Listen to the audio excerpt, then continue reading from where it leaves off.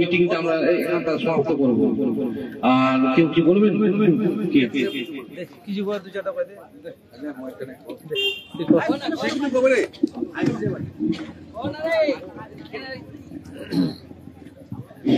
এখানে উপস্থিত সকল সম্মানীয় ব্যক্তিকে এবং আমাদের ভগবানপুর অঞ্চলের সমস্ত জনসাধারণকে ধন্যবাদ জানাই এবং প্রশাসনের পক্ষ থেকে যে উদ্যোগটা নেওয়া হয়েছে সম্প্রীতি ভালোবাসা এবং সকলের সাথে মেলবন্ধন টিকিয়ে রেখে সমাজে চলা, এই যে উদ্যোগ নিয়েছে আমাদের প্রশাসন, এটা খুবই একটা ভালো উদ্যোগ।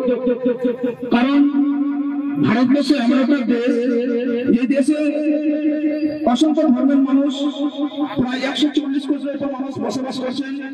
শুধুমাত্র সে সংবিধানটাকে সামনে রেখে, বিশ্বাস রেখে, ভরসা রেখে ভারতবর্ষ এমন একটা দেশ যেখানে সমস্ত ধর্মের মানুষ নিজ মতে, নিজ জ্ঞানে, ভালোবাসা দিয়ে ধর্ম পালন, কর্ম পালন, শিক্ষা, খাওয়া দাওয়া সমস্ত কিছু করতে পারেন। This is the right given by the Constitution of our India. The respected man, Dr. B.R. Ambedkar, the man of the creator of the Constitution, and with him there are so many people, they help them not to create the Constitution. That time they thought in our India not only belongs to one religion.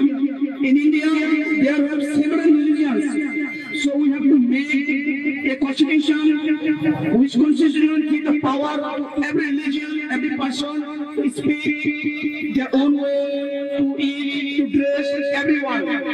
This is the right of constitution. This is the fundamental of constitution. সংবিধানের এটাই মূল মানে অধিকার জনগণের কাছ থেকে।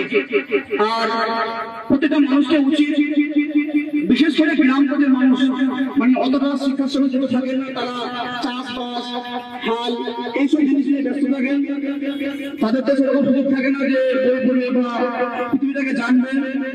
তাই উচিত সমাজের কিছু শিক্ষিত মানুষদেরকে তাদেরকে বোঝানো, তারা যেন গুজবে কান না দেয়, কোনো উস্কানিমূলক মন্তব্যে কান না দেয়।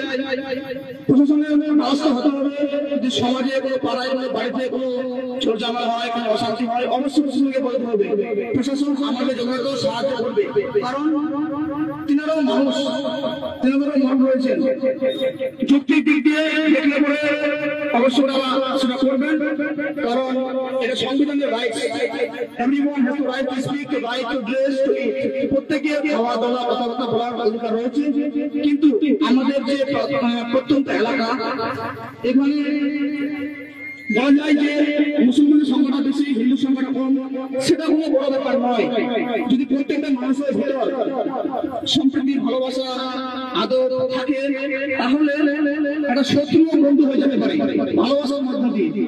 আর এটা আমরা বহুকাল ধরে ভারতবর্ষে আজ প্রায় 75 বছর প্লাস স্বাধীনতা অতিক্রান্ত করে গেছে, টিকে রয়েছে। হ্যাঁ, ভারতবর্ষের উপর হচ্ছে, সেটাতে আমাদের তাল দিয়ে লাভ নাই। আমাদের সম্প্রীতি ভালোবাসা টিকে রাখতে হবে। আর তার জন্য আজকের এই উদ্যোগ, এই হাট শেষে আমাদের এখানে গ্রামের সমস্ত মানুষ উপস্থিত হয়েছেন, ধৈর্য ধরে শুনছেন, এটা আরো একটা বিশাল ব্যাপার। আর প্রশাসন এই উদ্যোগ নিয়েছে, এটা আরো তার থেকে বড় একটা ব্যাপার। ধন্যবাদ জানাই অভিযানকে, সরকার সরকারকে।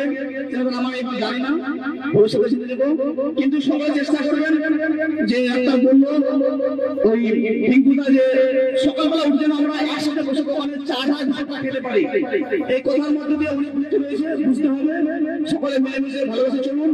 আর একটা সমাজ তখনই উন্নতি হবে যখন হিংসা বিদ্বেষ ভুলে গিয়ে আমরা একে অপরে হাতে হাত থেকে, কাঁধে কাঁধ থেকে উন্নতির দিকে ধাবিত হবো। তাহলে দেশ, রাজ্য আমাদের উন্নতি হবে এবং সবসময় পজিটিভ ভালো চিন্তা করতে হবে। এই আশা লাগে আমি আমার সংক্ষেপ বক্তব্য শেষ করছি। ক্ষমা প্রার্থী। ধন্যবাদ। জয় হিন্দ, বন্দে মাতরম। জয় হিন্দ কনস্টিটিউশন।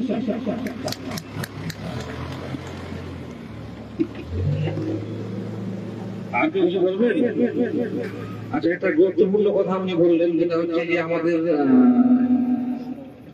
মোবাইলে যে আমরা অনেক সময় নিউজ পাই, এগুলো অনেক কিছু ফেক থাকে কিন্তু, ঠিক আছে? সেগুলো আমাদের লোকবাবু বললেন, এগুলো কিন্তু আপনাদের মানে চলেও আসে, এগুলো ভাইরাল করবেন না কোনো সময়। আগে দেখবেন যে ওর কতটা যোগ্যতা ঠিক আছে না